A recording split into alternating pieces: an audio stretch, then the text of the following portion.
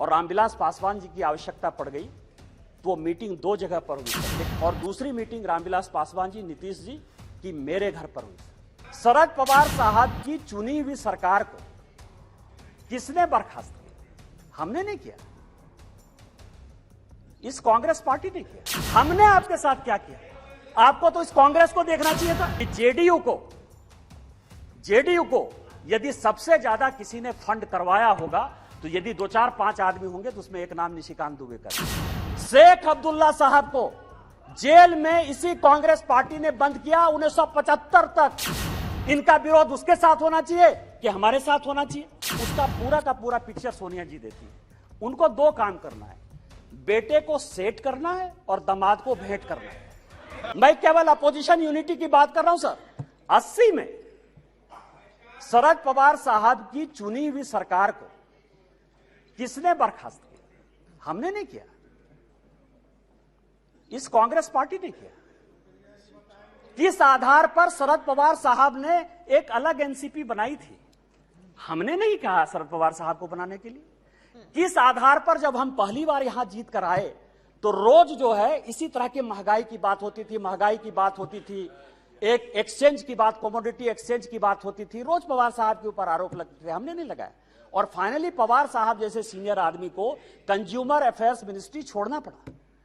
और उसके बाद मैं कागज देख रहा था सर, 2012 और 13 में जिसके लिए कहा कि 70,000 करोड़, जिसके लिए कि काफी पहले तो अब धीरे से बोलती थी, हंस के बोलती थी तो अच्छा बोलती थी, अभी थोड़ा जोर जोर से बोलती है। अब आप समझिए कि व्हाइट पेपर इसी कांग्रेस के चीफ मिनिस्टर पृथ्वीराज चौहान ने किया।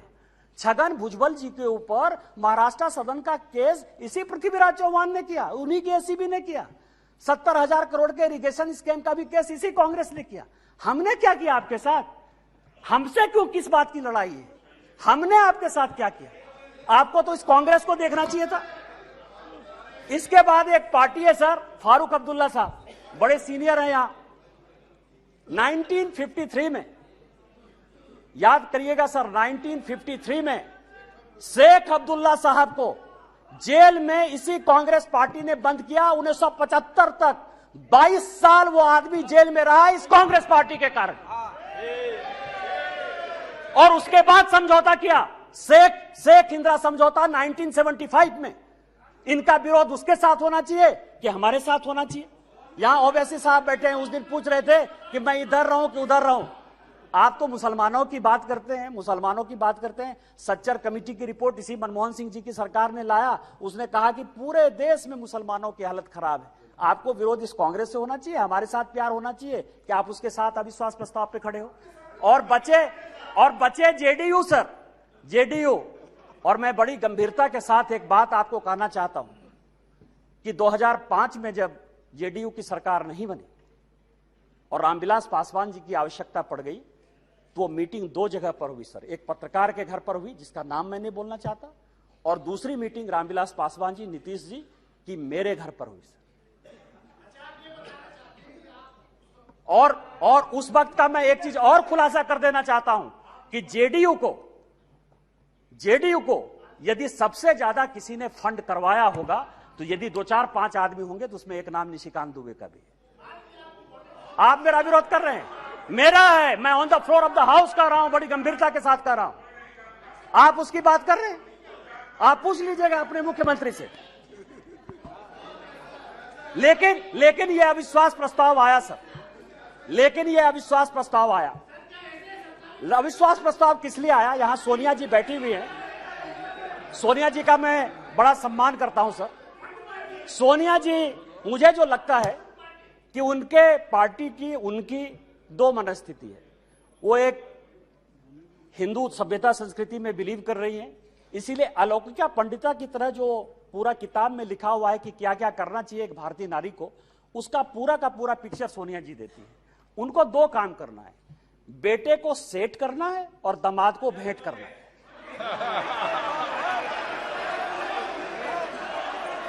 अरे जिसका नेम ले रहा है वो बोले ना, जिसका नेम ले रहा है वो बोले, ये लोग क्यों बोल रहे हैं? अध्यक्ष जी, जिसका नाम लिया जा रहा है वो सदन में मौजूद है, वो ऑब्जेक्शन नहीं कर रही है। दूसरे क्यों कर रहे हैं ऑब्जेक्शन? दूसरे क्यों ऑब्जेक्शन कर रहे हैं? वो खुद सदन में मौजूद है, उनको कोई ऐतराज नहीं है। दूसरे ऐतराज करने वाले कौन होते हैं? जब ऑलरेडी सदन में लोकसभा की माननीय सांसद मौजूद है और वो ऐतराज नहीं करेंगे तो दूसरे ऐतराज करने वाले कौन होते हैं? अब आप समझिए सर, मैंने दोनों बातें कही कि बेटे को सेट करना है और दामाद को भेंट करना है। मैं अपने बात पर कायम हूं सर। आप ये समझे सर, ये केस है सर, इनकम टैक्स का केस चल रहा है। नेशनल हेराल्ड का इनकम टैक्स का एक केस चल रहा है ट्रिब्यूनल में। मैं जो भी पेपर कहेगी कांग्रेस, मैं on the floor of the house जो है इसको रखने को तैयार हूं। और यदि इसमें एक भी बात गलत होगी तो मुझे आप सदस्यता से उसी दिन निकाल दीजिएगा सर। लेकिन कांग्रेस पार्टी को सुनना चाहिए सर। इनकम टैक्स अथॉरिटी ने कहा कि ये फाउंडेशन के जितने इनके केस है, नेशनल हेराल्ड के जितने केस हैं, उसकी असेसमेंट करें। हाई कोर्ट का आदेश सर, हाई कोर्ट का आदेश आ गया, हाई कोर्ट का आदेश आ गया कि इसको जो है सेंट्रलाइज करना है। ये हाई कोर्ट का आदेश है सर। अभी ये सुप्रीम कोर्ट चले गए।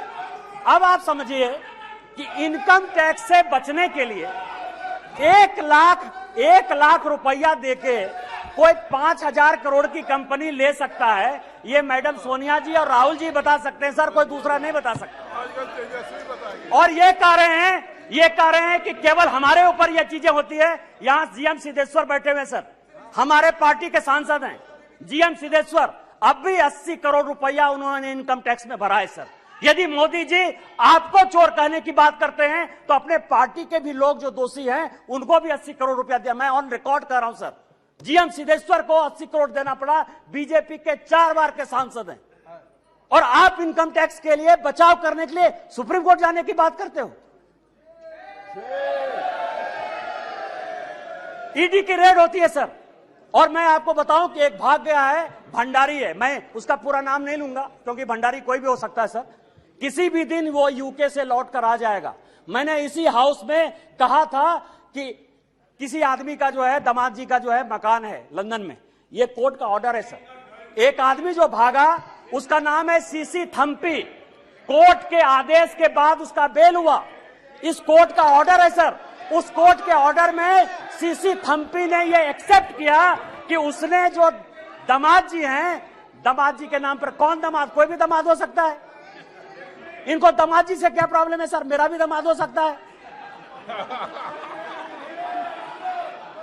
12 ब्रांसन स्क्वायर थम्पी ने, जिसको थम्पी ने, कोर्ट ने आदेश दिया कि जब जरूरत होगी तुम आ जाना। आप समझिए कि वो भाग गया। उसने कहा कि 12 ब्रांसन स्क्वायर जो है हमारा है। उसी तरह से संजय भंडारी का जो आने वाला है सर, यूके कोर्ट ने जो आदेश किया है उसमें यह बात कहा है कि दामाद जी का वो मकान है। आप क्यों भाग रहे हो? तो जो मैंने आपको कहा कि ये जो अविश्वास प्रस्ताव है सर, ये अविश्वास प्रस्ताव का जो मूल मंत्र है कि बेटे को जो है सेट करना है और दामाद को भेंट करना है। कल जो है सर, कल मेरी बात पर जो है बड़ा हंगामा हुआ, न्यूज क्लिक के ऊपर बड़ा हंगामा हुआ। आज प्रेस कॉन्फ्रेंस हुआ सर। प्रेस कॉन्फ्रेंस में मैं एक बताऊं, यदि न्यूज क्लिक का नाम यदि डिलीट या रेस्टोर हो गया, कांग्रेस को क्या समस्या है सर? न्यूज क्लिक आपका कौन लगता है? पुरकास्ट का नाम यदि रेस्टोर हो गया, पुरकास्ट आपका क्या लगता है? रोहिणी सिंह, अभिसार शर्मा या कोई भी मान लीजिए ठाकुर रंजन प्रागता, यदि उसका डिलीट हो गया नाम या एक्सपंज से फिर बाहर आ गया, आपको क्या परेशानी है? आपका कोई मतलब नहीं है।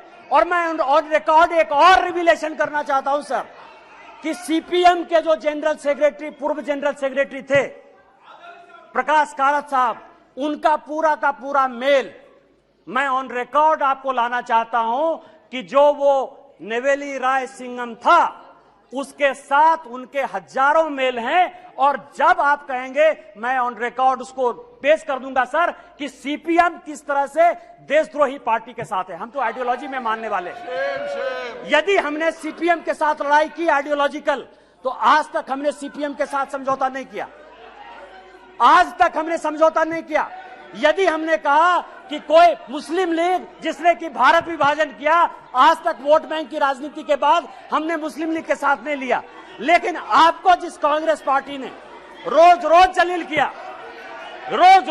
किया, उसके साथ आप किस आधार पर जो है शासन में हो?